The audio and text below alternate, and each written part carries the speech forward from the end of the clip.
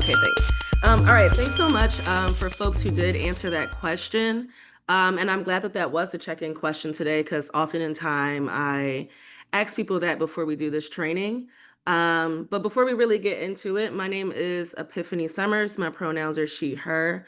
I am born and raised in Philadelphia, and that is what really makes me me. But I currently live in Atlanta, Georgia. Um, when I think about direct action, locally in Atlanta, I am involved in the Stop Cop City movement. In April this year, unfortunately, Cop City opened in Atlanta, and we had a block party on the opening day. That also maybe allegedly included like a banner drop and a couple of other things, just to let the city know that yeah, we haven't forgotten. This fight is still continuing. Just because they open it doesn't mean that we're not going to fight for it to not exist anymore. And yeah, that was an action that got a lot of coverage. It was a lot of culture in it too. I remember us like line dancing in the streets, and yeah, there was so much joy in the action, even though we were all devastated about the opening of Cop City. But it was nice to get together and do something that was a bit disruptive. So yeah, but thanks everyone for answering that question. Um, yeah, I mean, I've told y'all a little bit about myself. Additionally, I am a program coordinator at BlackOUT Collective, which is a project of the Center for Third World Organizing.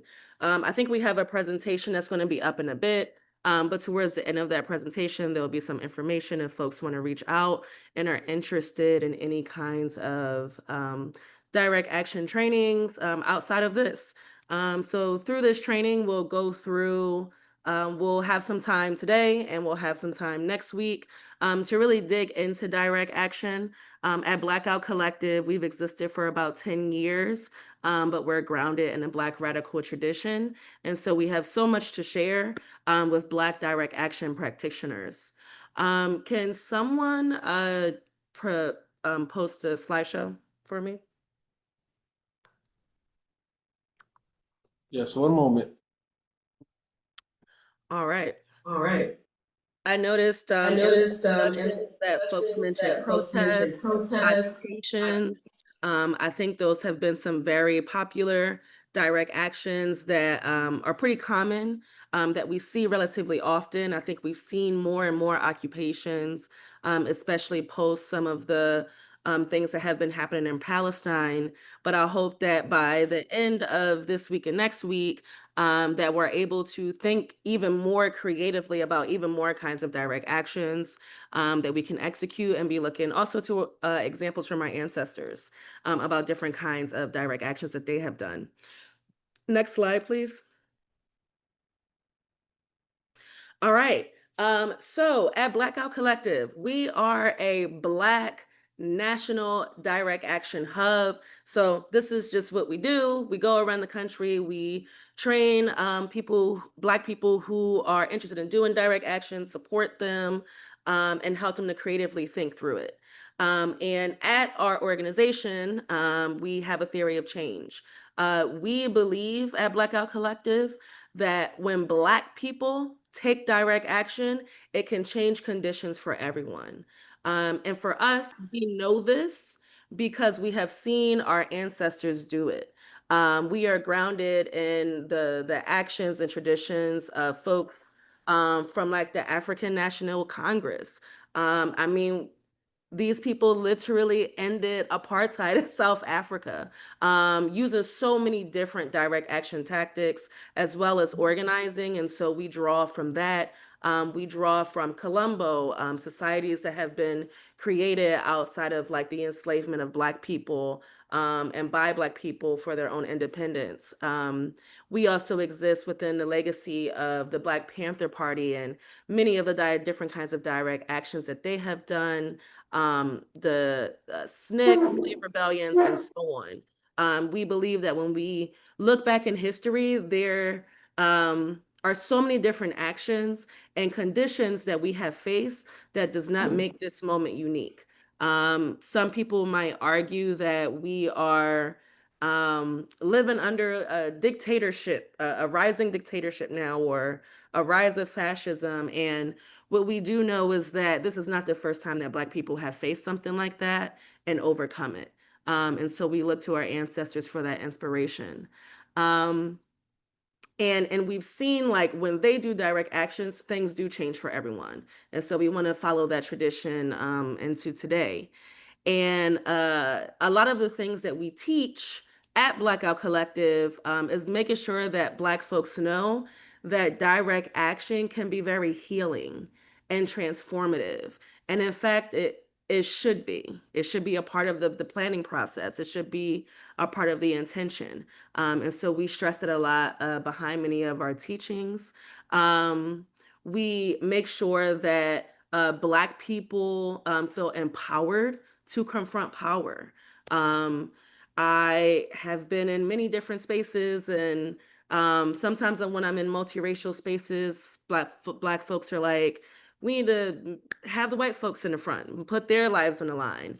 And I think, strategically, sometimes that might make sense. But overall, we want to make sure that Black people who are being impacted by the system of capitalism and the different kinds of oppression that we are facing, that we feel empowered enough to be at the forefront of our own fights, and confront power as Black people, and we are the folks that people see, because that is very powerful. Um, we make sure that people bring their whole selves. We believe in Black leadership, and we also see ourselves as a think and do shop. And so we often have things called action labs where we get together with groups to think through different types of creative direct actions they can do. And we're like, well, let's do it together. There's a first time for everything. Um, and yeah, we don't believe in us keeping our ideas in our head. We believe in like actually executing them, testing them out, debriefing them, and sharpening them. And so a lot of this is the intention behind the training that we offer folks, and just what our teachings are really grounded in. So anyway, that's just like a little bit about BlackOUT Collective. So if you're interested, follow us on social media at Black Direct Action and so on. So next slide, please. And just keep going. All right, that should be good.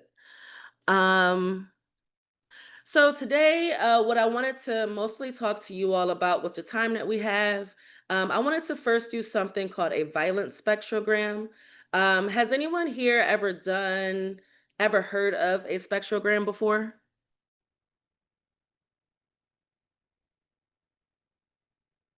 I can't see folks too much, so I need you to holler at me like, yeah, I have. I've heard of it. Oh, no. Okay, no. All right, bet.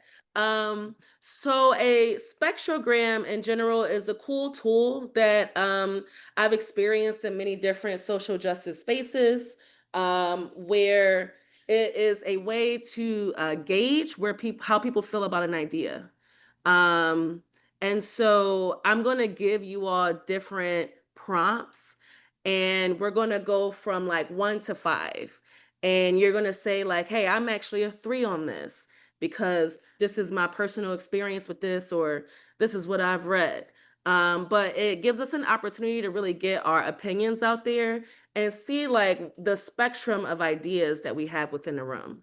And so we're going to be doing that around violence, because I think as Black people, we know that violence is defined in so many different ways.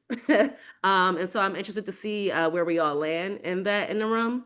But we believe that it's important to understand that when planning a direct action. And so after that, we'll go through what the definition of direct action is and give some examples of direct actions. And if we have time, we will then go through something that we call the 4 frames of direct action, or the 4 Rs. But it is just a way to more creatively think through different kinds of direct actions that can be executed in different moments. But if we don't have time, we'll be going through that next week. Um, but all right. I'm gonna get it started. So we're gonna start out with this violence spectrogram. So I kind of expected everyone to be online today. Silly me. But we're gonna make this work. Um, Again, I am going to give y'all prompts, and I want you to tell me from 1 to 5, with 1 being not violent at all, and 5 being very violent, where you land. Like your opinion. This is not like obviously, if there are things in society that impact the way that you think, please do share. But let us know how you feel about it. Um, and then we'll just kind of see what everyone says. And if you're online, if you could put your number in the chat. And then if you're in person, I think if you want to share your number, please do. And I'll also just be asking, what was your reason for coming up with that? Does that kind of make sense? Yes. All right, we're gonna try it out. So the 3 prompts that I'm gonna ask y'all are actually the 3 on the screen. So we're gonna start out with the first one, which is eating meat. We're gonna start real simple. Eating meat, is it violent or not violent? Again, 1 is like, it is not violent at all to eat meat. 5 is like, what? What about the animals? It is very violent. So, folks online, again, if you could drop it in the chat, folks in person, if you could think about what your number is. And I think I'm going to ask for some help from the comrades in the room. If y'all could maybe choose about 3 people in person, that we could call on. Ideally, somebody at a 1, somebody at a 5, maybe somebody at a 3, or, a variety. Okay, so I'm looking in the chat. All right, all right. It looks like most folks in the chat are leaning towards it's not very violent, or a little bit, kind of in the middle. Um, so I see that Angel in the chat has a 1. So that's the only one that I see. So Angel, what made you choose 1? Just the way I thought about it on like a personal level, um, it, dismissing the industry around, meat getting to the supermarket, but I was just thinking about it on a personal level. If I roast things, and I didn't kill them, right? But I treat it right, right? So it all depends. There's good ways to treat me, and then there's other ways that are not. And that's what I was just thinking, like on a personal level, outside of any industry or on the magnitude. Word, word. I appreciate that, Angel. And I think that makes sense. I mean, right now is just eating the meat. Right. And so there's a lot of other things that we could talk about and consider, and maybe other people will mention that. But I definitely understand where you're coming from there. So thanks for sharing. Um, Mariah or Susan, what made y'all choose a 2? Hey everyone, off camera, but I chose to similarly to what I thought. I I guess can't hear I know you. that I Yeah, I guess think Mariah was going first, but Mariah, your volume was a little low. oh sorry. Can you hear me now? I can hear you a little bit better.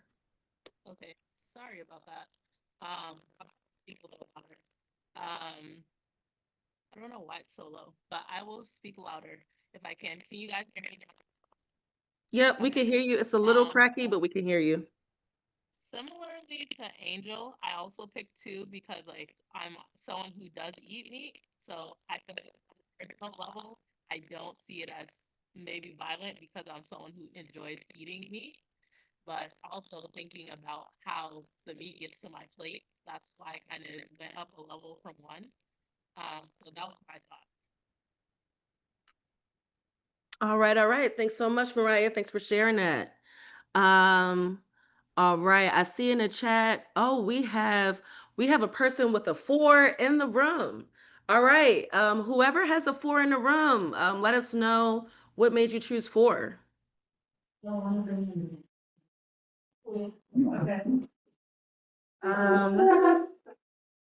I chose a 4 because personally I don't eat meat. But eating meat, I can't separate it from the industry in which I like in eating meat, I would inevitably just like participate in that brutalization uh, of animals, uh, and also just like keeping in mind that I am also of nature in the same way that these beings are. Um, and at one point, my ancestors were brutalized in similar ways. So I think I've been slowly just like regaining that connection. And as I do, eating meat does become more of a violent act for me. At least like it doesn't feel sacred or ceremonial um, for myself. Uh, but not a 5 because I'm like, it's not that deep sometimes. Like, or it feels like that, but there's another part of me that is like, it is that deep. That's it. Yeah. Word. Yeah, I definitely feel that. Thanks so much for sharing and being brave and choosing a 4, because that is not a popular number in the room, it seems like. Um, but I love how you brought in your perspective about being a person that doesn't eat meat and what it means for you, and also just some history behind what our ancestors have been through. And I also appreciate your perspective, Mariah, as a person who does eat meat, but also still considers some of the things that were just mentioned. I'm a meat eater, so yeah, I'm kind of in the middle with this one. I'm like, maybe it's like 2.5, 3, Do we have anyone in the room that chose a 3 that would like to explain their reason? And also, folks, one last thing is, if you're hearing things that you agree with and you want to change your number on the spectrum, feel free to do that. And either type it in the chat or let someone in the room know, because I would love to also hear if anyone's like, oh wow, that was a really great reason. Like, I'm going to shift a little bit. But right now, does anyone in the room in person have a 3 and would like to explain?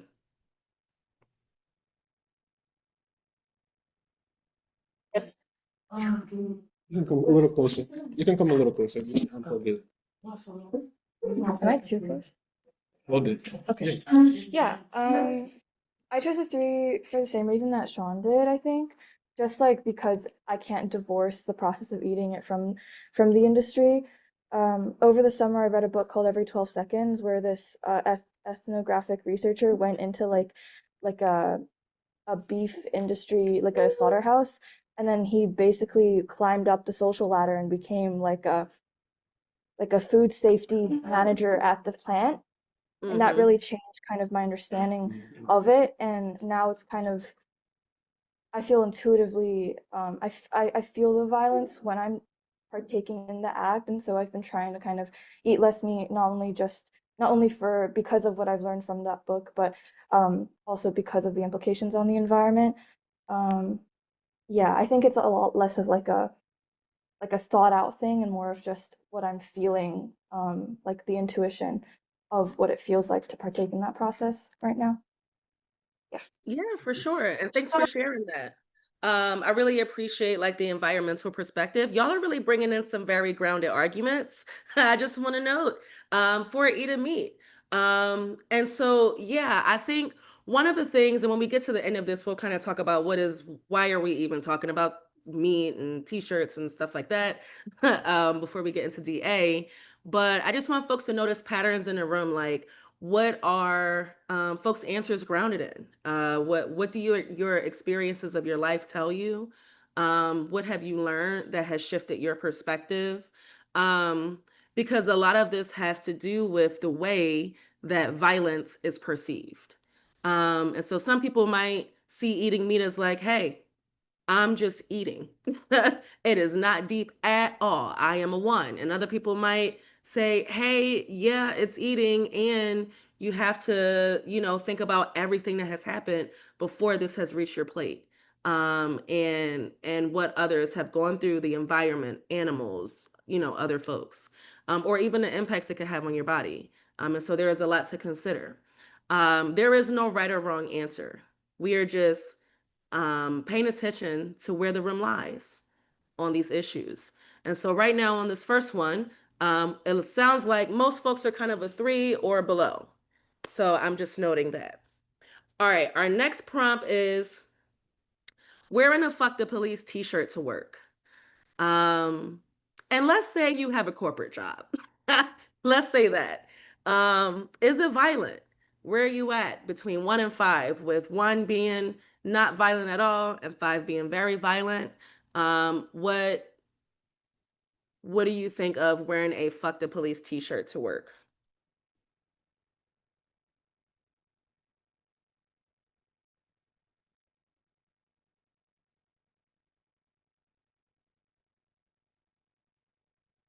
I see folks are thinking about this one a little bit more. All right. Ooh, several 2s and a 4. Do you want us to start in the chat or because we have a few people with their hands up? Okay. Yeah. We can actually start in the room. And then we'll Okay. get to the folks in the on Zoom. Sounds good. Did you want to start? Oh, me? Yes. Hi, sorry, I'm Cato, and I forgot to do my pronouns, me, myself, and I. But yeah, she, her, and they. I think it's violent. I was not in corporate America. I was in construction and on the railroad. And the result of wearing a fuck the police t-shirt to work would be violence on my person. So that's the first thing, is where you're wearing it, are you going to get your butt beat?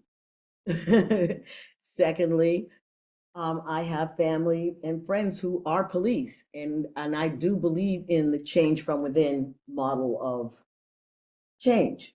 So if we don't have Black and brown police, we are really in trouble. And if we don't support those officers, then they're in trouble.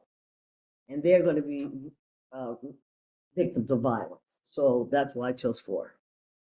All right. Thank you so much for sharing that. And I think you have a very legitimate perspective. Hey, there's other Black people or people who look just like us that have this job. So what does it mean for them? And also the impacts it could have on your employment status. If you wear this shirt, it could possibly be violent, depending on where you work. I work in abolitionist nonprofits, so it's very much like, hey, definitely fuck the police over here. But yeah, in different settings, there would definitely be a different reaction. So I appreciate that perspective for sure. How about some other folks in the room? Is anyone else like 4 or 5 or 3?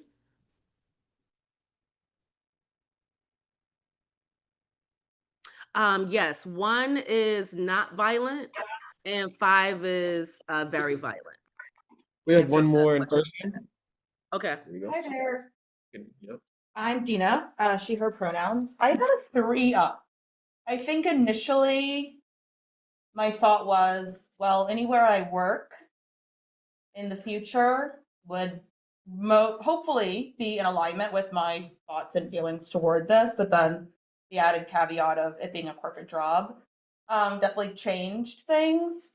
I think there's violence already in the history of the police and how it has really stemmed and evolved from essentially slave catchers. So there's already a violence there, but also on the other end of it, being a person of color, a Black woman wearing a fuck the police shirt is going to have most likely worse repercussions for myself than maybe someone who is also at my job who is white and wearing that shirt. So like, that's kind of where the thought went as well. And so ultimately I put a 3 up because in the future, if I'm working a corporate job and I do need that job, like it's not necessarily something that I can risk to lose the job to make a statement. But then once again, hopefully I don't have to work at a corporate job where my views are so far misaligned from the organization. But that's also a point of privilege to be able to do that. So Word. Yeah. Thanks so much for sharing that. Again, I think what you said is very legitimate. The history of policing in the country isn't squeaky clean. And the impacts that it could have for you as an individual to wear that shirt in certain settings could be really violent. And so, yes, I think that's very fair. Lots of nuance in this one. How about some folks online? I see we got a 1 and we got a couple 1s. Do one of the ones in the chat, I think it's Win and Arifa. Y'all want to share why y'all chose the one? Yeah, I can share. I chose a one because I don't know, I'm hearing what other people are saying. I think that yes, there might be like a violent reaction to wearing the shirt, but I believe that like wearing a t-shirt with a statement is like a non-violent response to oppression. I don't think I would consider it violent at all in any way. Thank you. Thank you very much. Yeah, I definitely understand that perspective. The act itself of just wearing a t-shirt, not violent. Not violent at all, no matter the messaging. Um, all right, one more person online, but how about someone who gave a 2?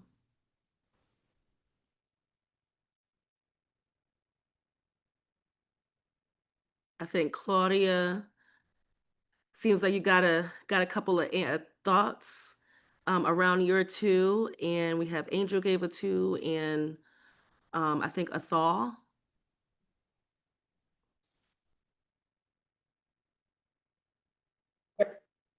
Yeah, those in person. Yeah, Oh, okay. I gave it two mainly because I feel like making a statement like that could be just an expression of sort of righteous outrage to an extent.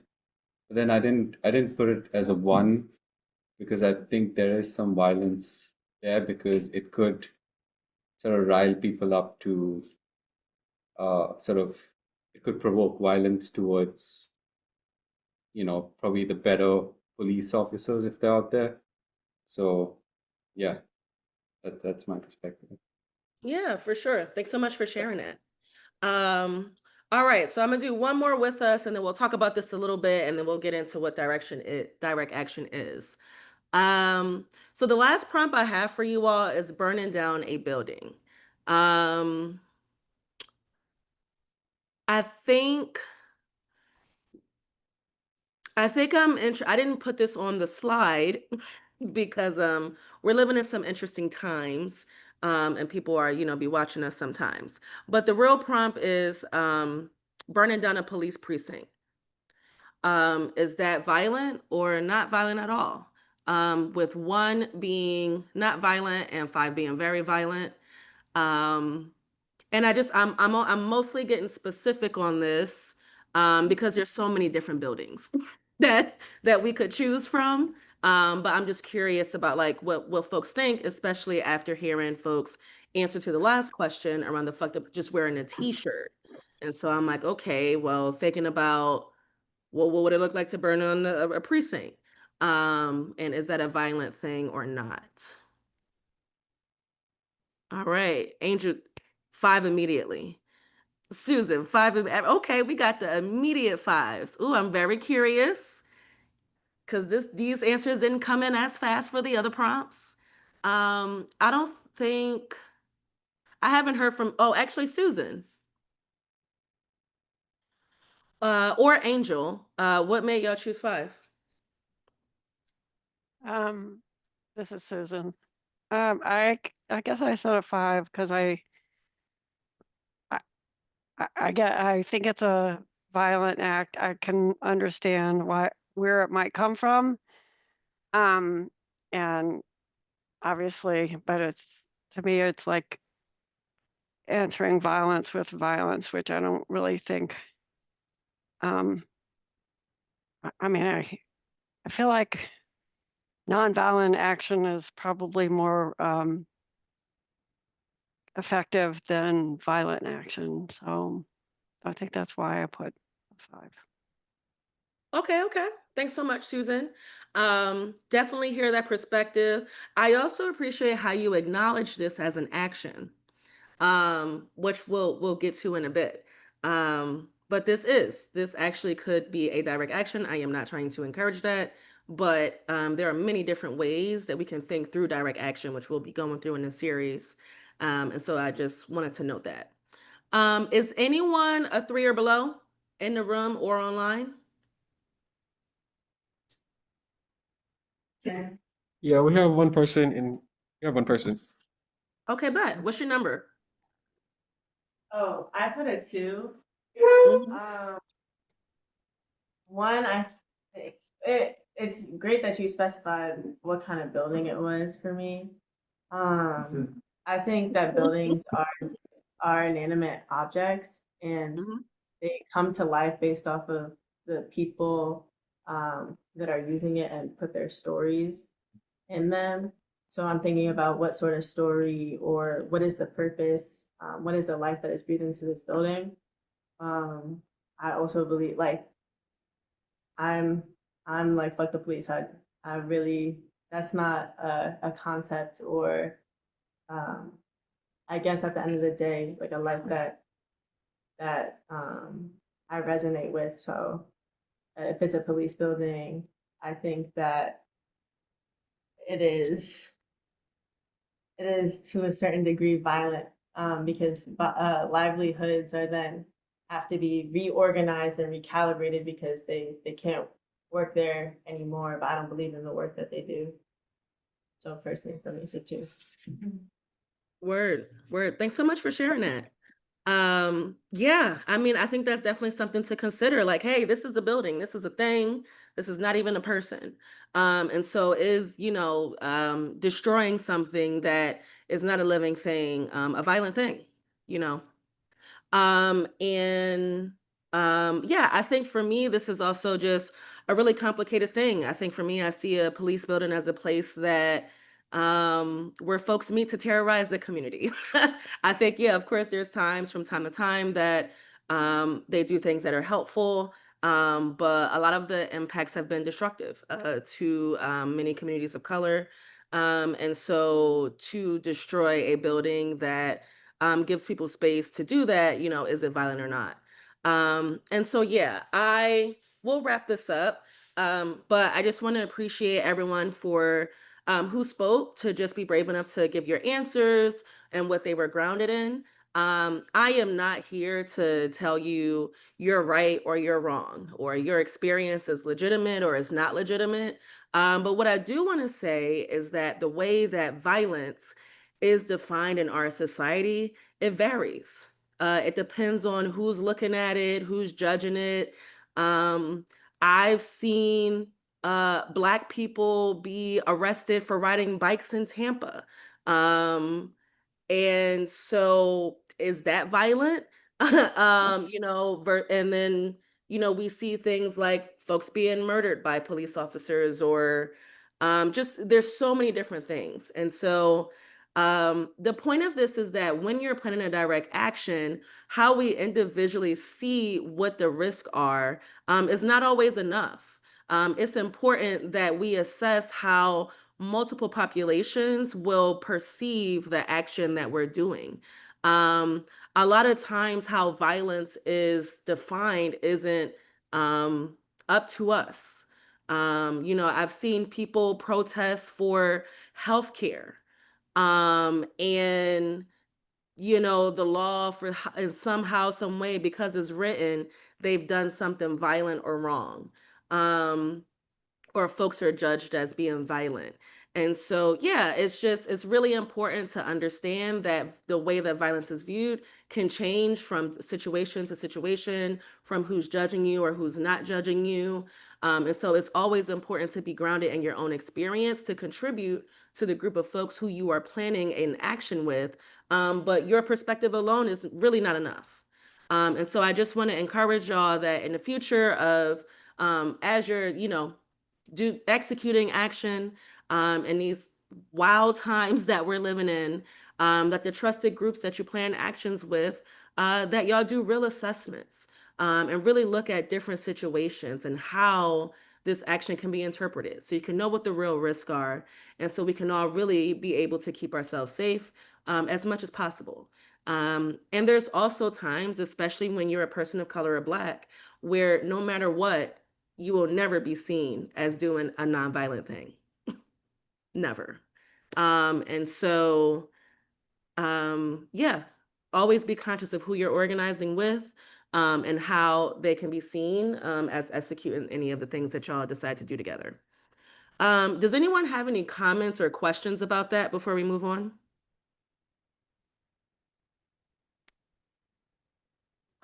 I project. Something that came to mind as I was thinking about the different prompts and I was thinking about the different things that we classify as violent is how, like, when we're prompted with that question about like what is violent, I think sometimes our brain doesn't go exactly to like, is this thing fundamentally violent, but more like, would it be perceived as such? Yeah. What are the, like, people or things that are implicated? Is this morally right? And so I'm always curious about like where subjectivity and objectivity comes into like what's violent, like versus like what I think would harm my body versus what I think would harm someone else, what I think would be violent to the world, or like how much I care about the people who like violence is happening to. Like I just think that is so interesting. Like for example, the fuck the police t-shirt one, like in my head I was like, I agreed with, I don't know what the person's name on here, Arifa, who said that wearing a t-shirt is not a violent act. Every day we walk out in t-shirts and like that's not doing any violence, but like the words on it can be. And then I thought about like how even the opportunity that like or not the opportunity, but like the possibility that what's written on your shirt might provoke violence, it doesn't make, to me, it doesn't make that the fact that I walked out in that shirt violent.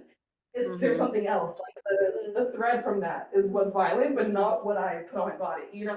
And so I'm thinking about like almost like the tiers of violence. Like there's the step one and then the step two, all the stuff. So I'm just thinking about that. Yeah, absolutely. Thanks so much for sharing that. And yeah, I mean, I think it's, again, there's no right or wrong answers. What I really want folks to leave here, this particular activity with knowing is that all answers should be considered, especially when you're doing like a risk assessment or you're planning an action with lots of different people. It's important to hear from all of them. And what is everyone's perspective in the room, because this can collectively impact how y'all plan the action, how you plan keeping yourselves safe during this if possible, and what the consequences could be. Because you might be planning an action where you're like, well, this is nonviolent. All we're doing is wearing t-shirts and standing on the sidewalk. Next thing you know, law enforcement is like, this is a violent action. So you really only know that unless you kind of gather the perspectives of everyone in the group and how everyone has been impacted by this, how they experience violence, or how they've been perceived as violence before. And so it's important to just consider it all, because we all don't always go through the same thing and we're not all always labeled in the same ways. But all right, thanks so much, y'all. You also want to make sure your actions have buy-in from people you intend to help. Yep, absolutely. You want to make sure of that too.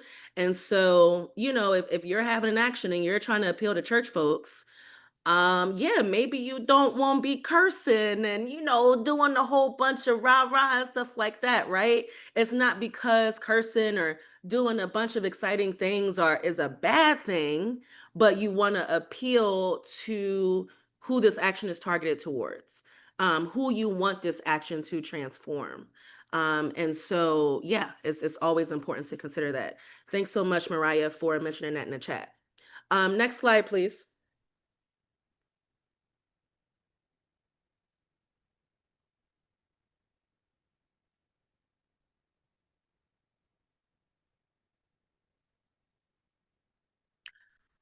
One more time. All right, there we go. All right, so now we're going to get into like, what is direct action? A lot of us, again, in the beginning, we mentioned like occupations and protests, and of course that is included in direct actions, but there's so many more different kinds of direct actions. And so before we get into the BlackOUT Collective definition of what direct action is, I just wanted to read this quote really quick by Bayard Rustin, who was a civil rights leader, who was also a gay Black man, that we don't learn like too much about, but was someone who was kind of side by side with MLK, helping to strategize a lot of the work in the civil rights movement, Yeah, really powerful organizer, writer, yeah, all of that. One time he said, the only weapon we have is our bodies, and we need to tuck them in places so wheels don't turn. I'm wondering, like, when y'all hear this quote, what comes to mind for y'all? Like, what do you think about? How do you think this relates to direct action?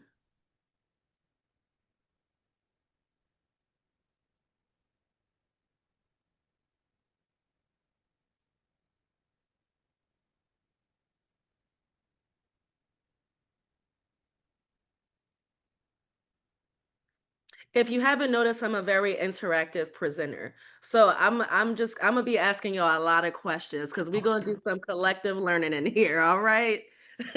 I know a lot about direct action, but so do y'all. And so we're just gonna pull it out of each other. All right. Self-sacrifice. Yes, shrinking back. What good do your words do if they don't understand you? Okay. Y'all. Folks in the room? Yeah, I think just looking at his language here, and just like movement, putting your body in places, and that then like impacting yourself, and your body, um, but also just like the movement of something turning, um, and like there being little space between you and what you're moving. It could hurt you, um, but just also like I don't know. I'm just thinking of like the movement, and literally stopping something with yourself and your body. Absolutely. Yeah, no, thanks so much for sharing that. And it's all right. Like it's a bit of a complicated quote, it's like, whoa, what are we really talking about here? So I appreciate you yeah, just like thinking through that with us. I think when I see this quote, I think about our theory of change at Blackout. We believe that when Black people take action, it can changes conditions for everyone. And so when I look at this quote, I think about how our bodies as Black people can be a tool to keep the wheels of society from turning all over us. And that's just my interpretation. This can be interpreted many different ways. People interpret the Bible many different ways. So it's not, I don't have like the right answer, but it's what this quote makes me think about. And at BlackOUT Collective, we believe that when we train people for direct action, we do a lot of in-person trainings and we make sure that we do a lot of embodiment activities because direct action is literally using your body, right, to as a tool for social change. And so, how do we know when are the right moments to be using that? How do we know when the risk is good enough or well enough that it's worth the outcome? And so, yeah, just something to think about. It's more than just screaming. It's our whole bodies. It's our full selves. But we're doing this for change for ourselves, our families, our communities, and for everyone. Because historically, we know that when we take action, shit changes. And so, yeah, thanks for engaging in that a bit. Next slide. one second, someone say something. Say something real quick if that's okay, Epiphany. For sure. The quote also reminds me of like the importance of us like being tucked in the sense of surveillance in the surveillance state that we live in. I think a lot of the reasons why direct action cannot go well or people might be intimidated by it is because there is a threat of arrest, there is a threat of like being taken by the state. And so also like really thinking about what does it mean for us to kind of get away with the actions that we want, what comes up for me, and how are we strategic about surveillance and being like in a block. Yeah. Yeah, no, for sure. Yeah, thanks so much for sharing that. Yeah, I mean, yeah, there's so much to consider, safety, the risk, all of the different things. Um, yeah, I mean, direct action, it's more than just a rapid response moment. This is something, again, that can be very transformative, and it should be. and really shift things when you really do it right. And so we're going to get into the definition. Can y'all go back a slide? I think the definition should be on the last slide.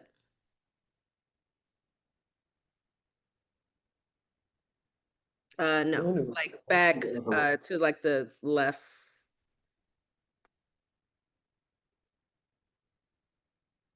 It's only going forward. Give me 1 second. Mm-hmm. Yep, that one. Y'all know how technology is always something, y'all. But we in this together, everybody, all right? Yep, we're good. All right, bet. Okay, so so now we're going to talk about what direct action is. This is our definition of direct action.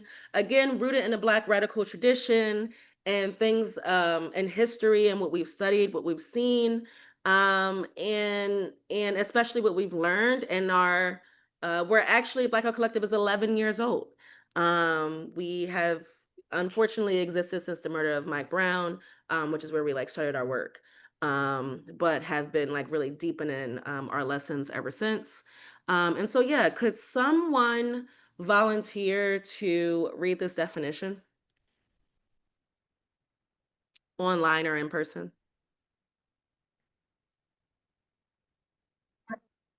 We have somebody in person. Okay, bet. Direct action is a tactic used to make an immediate intervention that stops business as usual. The purpose is to cause a crisis of conscience for the public and a crisis for the state, the elite, and or corporations. It is transformational in nature for those using the tactic and aims to transform the practitioner, material conditions, target, and the relationship of the oppressed to power. Direct action is a confrontation with the state. Thanks so much for reading that. Love the yelling, all the projection. Great. This is awesome. All right. I want folks to sit with this definition. We're not going to move off the slide yet. Obviously, the things that are bolded are what we believe are like some of the main components of direct action. But I want, as y'all are looking at this definition, I want you to think about direct actions that you've maybe been a part of or that you thought you were a part of. And how does this definition relate? Or maybe even direct actions that you've witnessed. And as y'all are thinking about that, I'm just going to highlight a few things. At BlackOUT Collective, we see direct action as a tactic. And so there's many other things you can do within a campaign, within the movement, and direct action is one of those things. And we believe that one of the things that makes a tactic of direct action is something that stops business as usual, has a target, and is transformational, not just for the target and those viewing it, but also for those executing it. It is so that is what makes direct action the unique tactic that it is.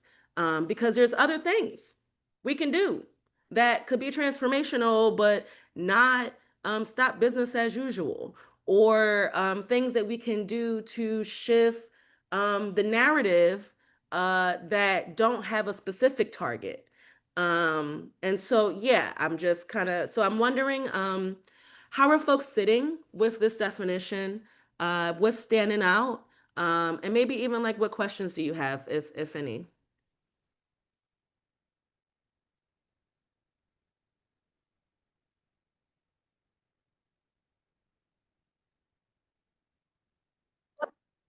Something in person. Oh. Yeah, I'm sitting with the transformational in nature, specifically for those using the tactic. And I'm really interested to hear from you, Epiphany, or folks in the room, about the types of transformations that you're thinking of or that you have experienced through direct action, and what that has, I guess, meant for folks on an individual level, but then maybe also from a collective and community or or group level. And if we can think of if people have their own notions of a before and after of an experience of transformation from participating in a DA. Yeah, for sure. That is a wonderful question. I'm glad that that was a part that stood out to you. We actually had a call a few months ago that was all about how direct action can be healing and transformational. And so it's just exciting that you asked. Yeah, I think for me it varies in terms of the ways that it can transform you. Um, I remember, so I used to, I don't know if you all know of an organization called Dream Defenders, but I used to be their national organizing director, and Dream Defenders is like a radical youth, multiracial organization that started in Florida in 2014 after the murder of Trayvon Martin, and now exists nationally to give young folks of different backgrounds across the country an opportunity to do abolitionist, socialist, and Black feminist organizing. But I remember we were having an action and we did it at the Capitol in Florida. And it was a response to some of the attacks on education that were happening in Florida a few years ago that Governor DeSantis was proposing. I mean, people were being fired for doing multiracial work. The kids couldn't read the Ruby Bridges books no more. We were just like, what the F is going on? This is wild. And we were trying to get the media to take our story. Like we wanted the media to know, like, hey, Black people don't fuck with this, okay? Like what's happening in Florida, we don't like DeSantis, we don't like the way that things are changing in the schools. But this narrative is like, hey, Florida's crazy, like the Florida man, like people in Florida like DeSantis at the time. And none of the media outlets would respond to us, surprisingly. None of them. So we had to go up to the Capitol. We did a multi-tactical direct action where we did like a speak out at the Capitol. We did a rally inside of the Capitol, and then we occupied the governor's office. And the folks who decided to occupy the governor's office knew that they were taking up the risk to be arrested because okay, allegedly they had to stay there until they were arrested. And as the national organizing director at the time, I was like, whoever wants to be arrested, they can get arrested. It ain't gonna be me. Okay, like I'll make sure that the jail support and all the things are organized and we stay, the action isn't over until everybody's home. But I was not willing to get arrested. And what I will say is that we ended up having 14 people get arrested that day. They got out in the middle of the night before the sun came up. Every media outlet and more that we wanted to speak to reached out to us. We were on the news and the talk shows within like 2 days after this action. And I did not think that that was possible from being arrested. But it was because people took the risk to be arrested that this became national news. And it transformed the way that I saw being arrested as a tactic that we can use for our liberation. I thought it was just a civil rights thing. I was like, contextually, look, it worked back then. When we get arrested now, we just giving money to the state. It don't work. They don't care. But when I think about the goals of our action and how no one was listening to us, and it literally took for people to be arrested and for me to see that and be supporting those people, I was completely transformed. And ever since then, I've been willing to be arrested. I'm like whatever. And so that's just one example for me. But you can be transformed during the action, after the action. I've heard of people being transformed through the trainings of like, I've just never heard of this before. I've never thought about how do we keep us safe in this particular way. And so it's important that when you are planning the action, that you are always thinking about how can this be transformational for the people who are executing this. And it's important to know the folks who are executing the action with you. I hope that makes sense. And I'm wondering if folks have any other examples of actions that transform them, their perspective, how they felt in a moment. Yeah, or change them, or how, or maybe even how an action could have been healing for you, which is like another thing that you can think about around transformation. We have a question in person. It's not a question, it's a comment on the tactic of immediate intervention that stops business as usual. And I don't know, I felt empowered by spreading the word about the Target and Walmart and all those boycotts, and then finding in, what was it, March in the first quarter, that Target lost $98 billion from us not buying there.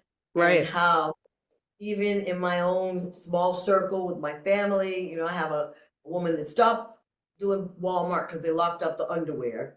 And she had to send her boys to camp. So, I'm not buying at Walmart anymore. I'm like, okay, and that was years ago. But now I'm off Walmart, but Target, that's my place, and la la la la. So now she only uses the gift cards that she's been stocking up for years because they already have the money.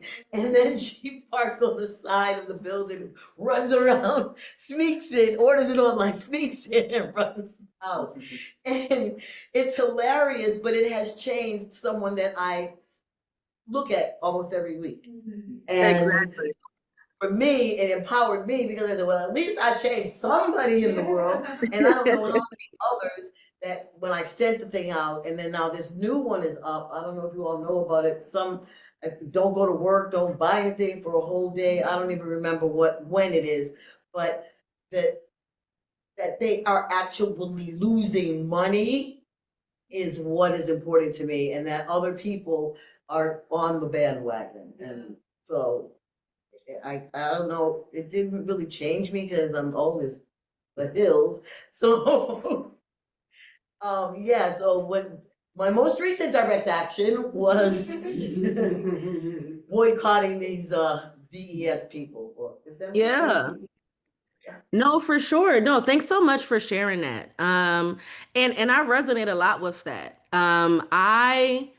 Man, y'all, I was like, whoa, we're in an organizing crisis. Like, how do we get together as a nation? Because there's so many things going on. And yeah, that Target boycott really inspired me. Because I mean, I used to go to Target for my toilet paper, my body wash, like just all like the little essential things you need on a day to day. And now I go to like maybe 2 to 3 other stores instead of Target, but I'm like, it's worth it because they're suffering. And I actually didn't even think that was going to be possible for us to be able to collectively do that. And like, I remember getting a text from my grandmother about it initially. I wasn't even going to do it. But it was when she sent it to me that I was like, okay, like, sure, let's see what happens. And so it has completely transformed the way that I think about boycotts. Because again, I mean, I study a lot. I've read about a lot of movements, and I was like, man, what's going to be the move? Like, what kind of boycott is Black people going to do nationally? And so, I mean, we've seen it happen. We even seen something happen with, I don't know how many people here watch Jimmy Kimmel. I'm not a big fan, but I will say I don't have Hulu no more. But yeah, even just like the way that people canceled their Disney subscriptions, and I think Disney lost like um what was it? I want to say 90 billion, or it was billions of dollars in one day is the point. And then they brought Jimmy Kimmel back. And so yeah, it just really showed how things were possible. Um and I know you also mentioned like, well, I don't know if I was transforming these other actions, but I was definitely transforming this one. I would even go back to think about like, well, was it a direct action before if you weren't transformed? Um like a protest can be a direct action, but most of the time, the ones that I see are not. They're just actions.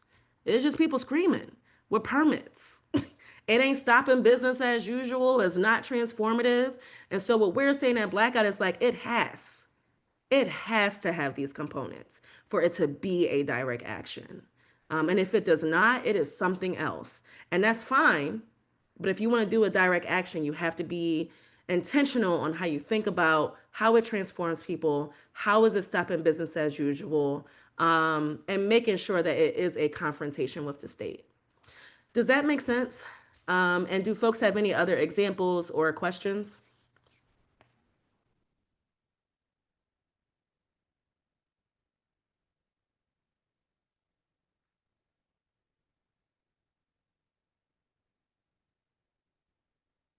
Okay, cool. All right. And I think all right, I think we're at time. So here's what I'll say. I'm really excited to chat with you all next week because we're going to get into the 4 frames of direct action. Can you go down like, let me see, 1, 2, 3, 4, like 4 slides? I just want to preview really quick next week and then I'll pass it back over. Actually, no, go back one more time. I'm sorry. There's like a list of direct actions.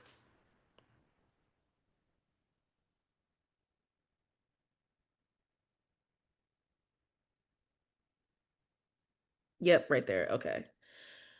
All right, and so just to close out that definition, and you're going to go over one more time, these are just some examples of different kinds of direct actions. There's so many more, but these are just a few. So a banner drop can be a direct action. I recently did one during the Chris Brown concert because I really had something to say to Black people about something that was happening in Atlanta. Mass call-ins, you know, if you intentionally plan these things, they can be actions. Meeting disruptions, of course, we see that a lot in local cities. Sit-ins, extended occupations, y'all already know that. Blockades, noise disruptions, marches and rallies can be if you plan it right. And also, you know, potentially setting fire to a police precinct can also be a direct action. It is very disruptive. It can be very transformational for those who do it. And it's a target for sure. All right. Can we go 3 slides ahead?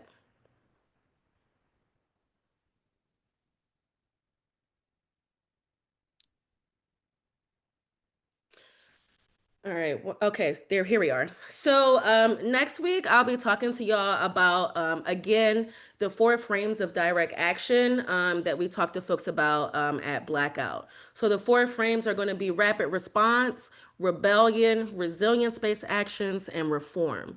Black people have been doing them today, all 4 of these today and in the past, before we were alive, and they have all been very effective. I think often in time we see folks in rapid response moments, executing actions within campaigns. But we really want y'all to kind of leave this series knowing that there are so many different situations that you can execute direct actions that can be effective and like Black as fuck. And so, yeah, I just want to end there. If you could go to the very last slide, it'll just have like some of our information. But I just want to thank y'all for, you're going to keep going. Yep, yep. Yep, it's like slide 17. We'll talk about these next week. These are some of the examples that we'll be kind of walking through. We're going to play some games. We're going to be as engaged as we were this week. All right, and then it should be the next slide. So again, I'm with BlackOUT Collective. If y'all are interested in learning more about BlackOUT Collective, you can go to blackoutcollective.org. You can email me at epiphany@blackoutcollective.org if you have any specific questions. If you got any feedback for how today went, feel free to go to bit.ly 2025 Blackout Feedback. And that's all of our social media for anything that we have coming up and so on. But thank y'all so much for sticking in this today, being vulnerable enough to share your answers, thinking through the few concepts that we went through. And I hope that this was helpful. And thanks so much. And I look forward to chatting with y'all next week.